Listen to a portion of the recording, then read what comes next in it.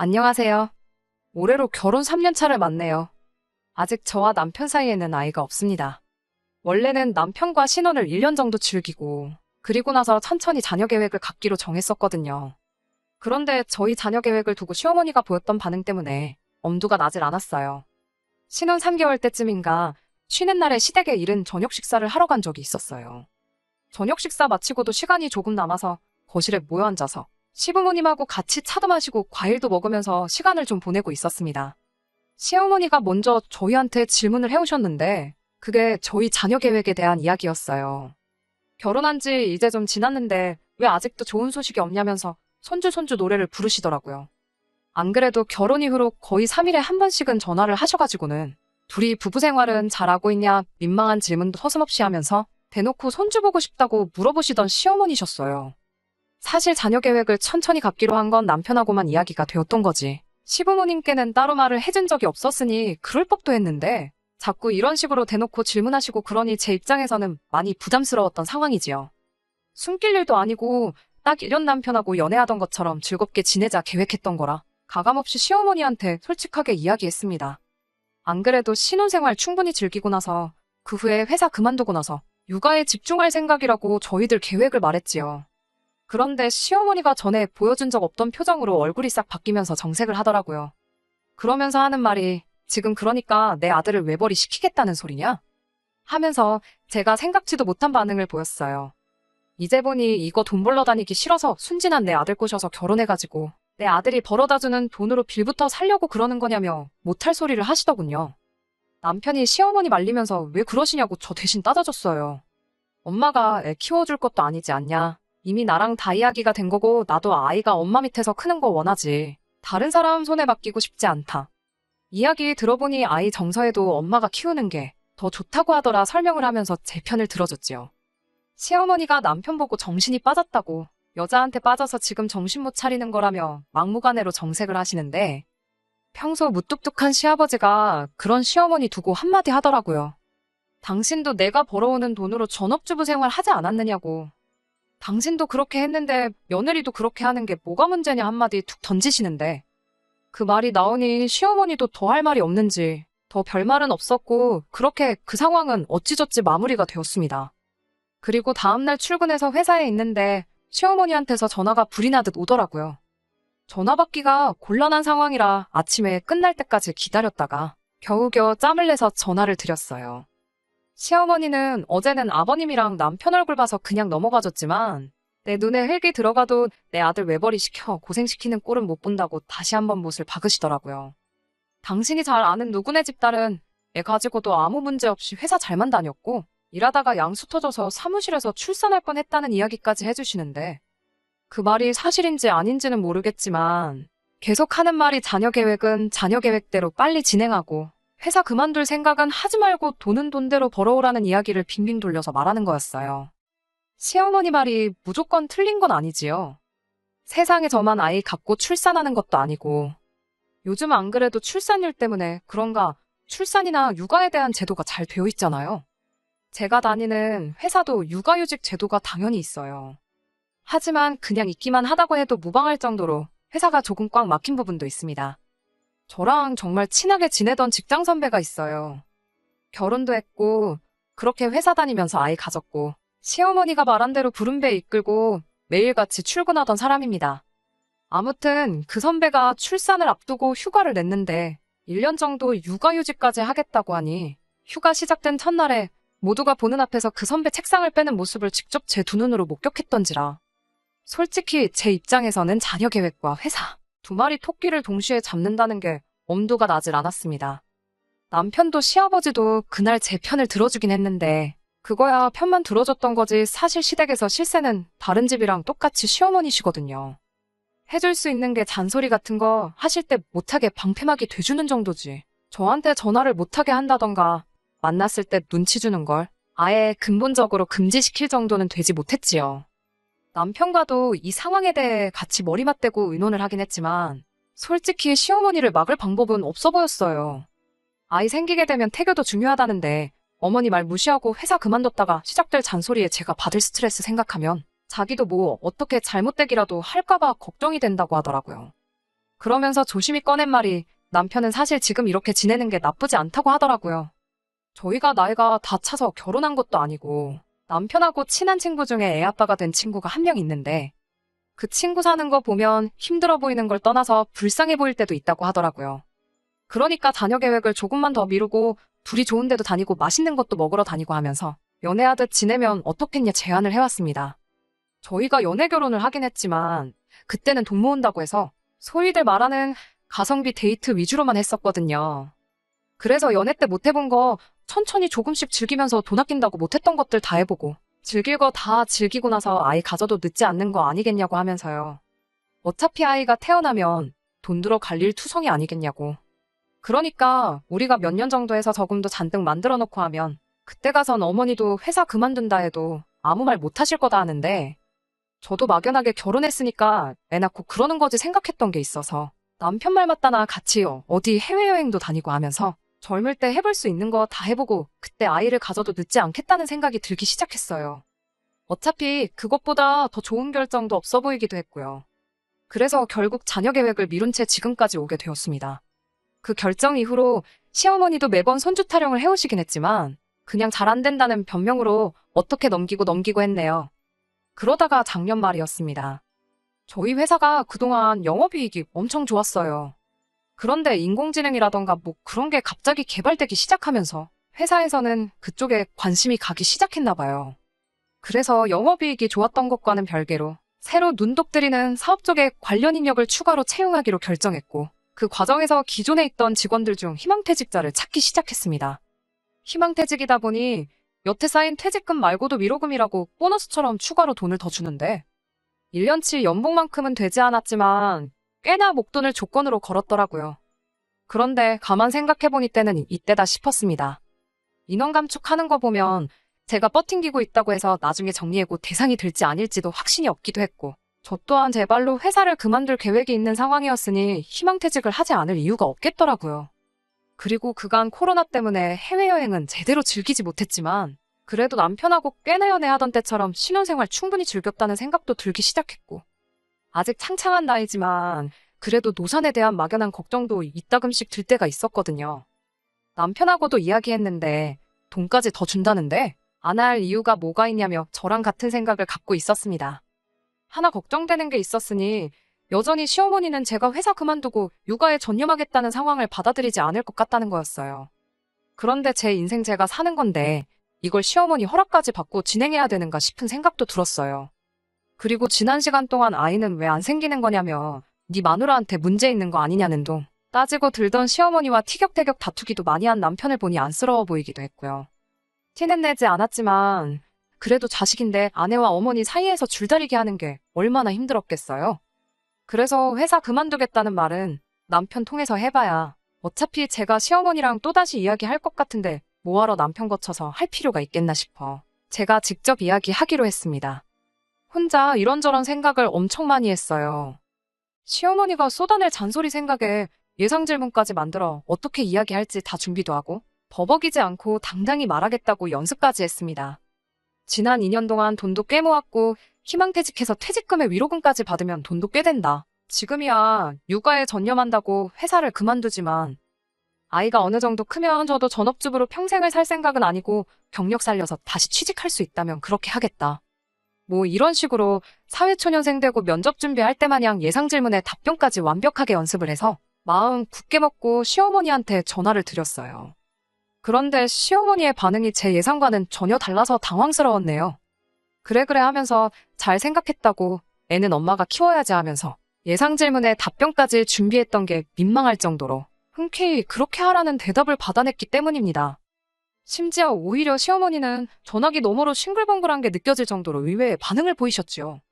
오죽하면 아들 외벌이는 눈에 흙이 들어가도 안 된다던 분이 저러시니 누가 진짜 시어머니 눈에 흙이라도 뿌린 건가 싶기까지 하더라고요. 아무튼 그렇게 저는 제 발로 회사를 그만두게 되었고 그 과정에서 10년 가까이 일에 쌓여있던 퇴직금과 회사에서 희망퇴직자에게 주는 위로금을 포함해 꽤나 목돈을 가지고 퇴직을 할 수 있었습니다. 매번 월급만 쌓이던 통장에 떡하니 큰 돈이 들어와 있으니 시어머니 예상 질문에 어떤 답변을 해야 하나 준비하는 것보다 그 돈으로 뭘 해야 하나 준비를 했나 싶을 정도로 어떻게 돈을 굴려야 할지 잘 모르겠더라고요. 요즘 금리도 좋으니 안전하게 적금을 들을까 싶기도 하고, 한편으로는 아이가 어느 정도 커서 큰 돈이 필요해질 때까지 우량주를 잔뜩 사놓고 묶어두고 있을까 싶기도 하고, 어떻게 하는 게 좋겠나 남편하고 이런저런 궁리만 하면서 퇴직금은 통장에 들고만 있던 어느 날이었습니다. 시어머니한테서 연락이 오더라고요. 제 퇴직에 흔쾌히 그러자 하시고 그 뒤로는 별다른 문제 없이 잘 지내던 와중이었는데, 그날따라 울리는 전화벨 소리가 왜 그렇게 안 좋은 예감이 들던지 전화를 받으니 제가 여보세요라고 말하기도 전에 시어머니가 바로 본론부터 꺼내왔습니다. 다음 주에 누구누구 생일인 건 알고 있지? 하고 물으시는데 그 이름 석자가 너무 생소하더라고요. 생전 처음 들어보는 이름인데 생일인지 아닌지도 제가 어떻게 알았겠어요? 그래서 어머님한테 누구 말씀하시는 건지 잘 모르겠다 대답을 했지요. 그러니까 시어머니가 너는 이 집 며느리가 맞냐며 네 신우 이름도 모르냐고 대묻대요. 제가 설마 아무리 그래도 신우 이름을 몰랐겠나요? 시어머니가 말하는 신우는 사촌 신우였어요. 시이모님네 막내딸인데 저희 결혼식 때 한번 본 게 전부였어요. 저희 또래긴 한데 그래도 몇 년 터울이 있어서 그런가, 아니면 저랑 남편이 조금 고리타분한 구석이 있어서 그런가. 소위 말하는 요즘 MZ세대처럼 보이던 사촌 신우랑은 친하게 지낼 일이 없었어요. 애초에 제 친척도 아니고 남편 친척인데 남편하고도 그렇게 가까워 보이는 사이도 아니었고요. 저희 결혼식 이후로 따로 연락 한번 주고받은 적 없고 당연히 따로 만나본 적도 없거든요. 명절 때도 제가 시외가까지 갈 일이 몇 번이나 있었겠나요? 시이모님조차 결혼식 이후로 2번인가 본 게 전부였는데, 그러니 당연히 이름조차 모르는 먼 친척이었지요. 아무튼 시어머니가 그렇게 멀기만 한 사촌 신우 생일을 왜 저한테 기억하냐고 물으시나 싶었는데, 시어머니가 그 사촌 신우가 이번에 취직을 했다고 참 대견하지 않냐면서 생일 선물에 취직 선물까지 한 번에 해주고 싶다고 하더라고요. 그러면서 요즘 젊은 사람들이 환장한다는 외제차 이야기를 꺼내는데, 친딸인 신우 결혼할 때도 여자가 혼수만 해가면 되는 거 아니냐며 한 푼도 안 해주셨던 시어머니세요. 신우가 모은 돈이 있어서 문제가 되는 건 아니었는데, 그걸 떠나서 친딸도 아니고 조카인 시이모님의 딸한테 결혼 같은 큰일도 아니고 매년 돌아오는 생일 선물 사준다는데, 깡통으로만 사도 5천만 원은 넘어가는 외제차를 뽑아주신다고 하니 처음에는 시어머니가 뭐 로또 1등에라도 당첨되신 건가 싶었어요. 차에 대해서는 제가 잘 몰라서 일 안 나가고 집에만 있으니 딜러한테 같이 가드릴 수는 있지만, 차에 대해서 좀 더 잘 아는 사람이 필요하신 거면 저 말고 어머님 아들 남편한테 물어보시는 게 어떻냐고 대답했지요. 더 무슨 말을 해야 할지 말문이 막혀버린 건 제 말에 돌아온 시어머니의 대답 때문이었습니다. 사촌 신우의 생일 선물이자 취직 선물로 사주고 싶다던 그 외제차를 사러 가는데 따라가 달라는 게 아니고 제 돈으로 사주라고 하는 소리였어요.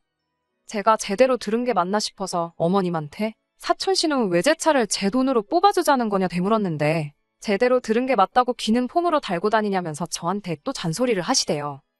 회사 나오면서 퇴직금 잔뜩 받았다고 하지 않았냐고, 그 돈 뒀다 뭐 할 거냐고 이참에 가족들을 위해 쓰라고 하는 겁니다. 가족들을 위해 쓴다고 하기엔 사촌 신우는 저희 집 옆집 사는 아주머니네 큰딸이 주말마다 방문할 때 데리고 오는 강아지보다 멀게만 느껴지는 사람이었어요. 애초에 당장 그게 사촌 신우 생일이 아니고 우리 진짜 신우 생일이라고 해도 세상에 저희가 무슨 재벌집도 아니고 생일에 외제차를 뽑아주는 게 말이나 되냐고. 그리고 그 돈은 지금 통장에 모셔두고 있긴 하지만 앞으로 태어날 우리 아이한테 쓰기 위해 저금해둘 돈이지, 얼굴도 가물가물한 어머님 조카한테 가져다 바칠 돈은 아니라고. 사촌 신우한테는 자동차 모형조차 사줄 생각 없다고 딱 잘라 말했습니다. 시어머니는 저보고 괘씸하다며 이제 니는 돈도 안 벌고 앞으로 내 아들이 벌어오는 돈으로 집에서 놀기만 하면서 호의호식 할 건데 그 돈이 그렇게 아깝냐면서 푼돈 가지고 지금 유세 부리는 거냐 따지시더라고요. 손주를 인질로 잡고 일 그만두고 내 아들 돈으로 살겠다는 거? 넓은 마음으로 그렇게 하게 해줬더니 은혜도 모른다고 저보고 배은망덕하다니 어쩌니 하면서 또 엄청나게 싫은 소리를 퍼붓기 시작했어요. 앞으로 시어머니와 잘 지내고 싶은 생각이었지만 제가 계속 저 자세로 안 된다고 쩔쩔 매기만 해봐야 이 상황이 절대 끝나진 않겠다 싶어서 저도 강하게 나갔습니다. 어머님은 그깟 푼돈이 없어서 시조카 생일 선물을 며느리 돈으로 해주려고 하시느냐 따졌지요. 애초에 그 사촌 신우 밖에서 마주쳐도 얼굴조차 기억이 안 나서 그냥 지나칠 저한테는 남과 다름없는 사람이라고요. 얼굴도 모르는 사람한테 제가 10년 가까이 고생해서 모은 퇴직금을 가져다 바치라고 하시는 소리냐 따졌고, 시어머니는 당연히 제 반응에 저거 말하는 꼬라지 좀 보라며 노발대발 하시더니 급기야는 그렇게 나오면 당신이 어떻게 나오는지 보라며 저랑 연 끊고 살겠다고. 그리고 그렇게 하면서 내 아들도 다시 데려갈 테니 평생 이혼녀로 살아가고 싶으면 그렇게 하라고 하는 겁니다. 직장도 네 발로 직접 관뒀으니 앞으로 돈 한 푼 못 벌 텐데 당신한테 아들 뺏기고 쫄쫄 굶어가며 살아봐야. 아, 그때 내가 어머님 말 듣고 사촌신우 외제차 뽑아줄 거라고 후회할 텐데 그땐 이미 늦은 거 아니겠냐며 겁을 주시더라고요. 정말이지 너무 무서워서 혼났네요. 아무튼 그날 저녁에 퇴근한 남편 불러서 어머님하고 이런 일이 있었다 털어놓았습니다. 며느리인 입장에서 시어머니랑 맞불놓고 싸운 건 잘한 거 없는 거 안다 이야기를 했는데 남편도 시어머니 억지가 어이가 없었는지 오히려 저보고 잘했다고 해주더라고요. 애초에 어머니가 이혼하라고 해도 자기는 그럴 생각 없으니까 그냥 한 귀로 듣고 한 귀로 흘려 못 들은 걸로 하라더군요.